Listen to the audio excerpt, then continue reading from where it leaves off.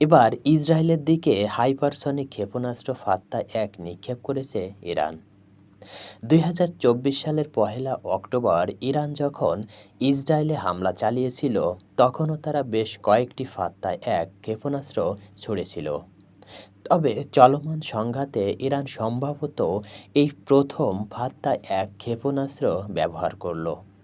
ইরানের Islamic revolutionary guard IRGC ফাত্তা নিক্ষেপের বিষয়টি জানিয়েছে। একটি নিউজ রিপোর্টে ব্রিটিশ গণমাধ্যম বিবিসি তাদের এক প্রতিবেদনে বিষয়টি নিশ্চিত করেছে। ইরান এই ক্ষেপণাস্ত্রকে ইসরায়েল বিধ্বংসী বলে উল্লেখ করেছে। এটি উন্মোচনের সময় ইরানের রাজধানী তেহরানে একটি বিশাল ব্যানার টানানো হয়েছিল, যেখানে হিব্রু ভাষায় লেখা ছিল ৪০০ সেকেন্ডে তেল আবিবে। আইআরজিসি ফাত্তা ক্ষেপণাস্ত্রকে হাইপারসনিক হিসেবে দাবি করলেও সামরিক বিশ্লেষকরা এর প্রকৃত হাইপারসনিক ক্ষমতা নিয়ে সংশয় প্রকাশ করেছে।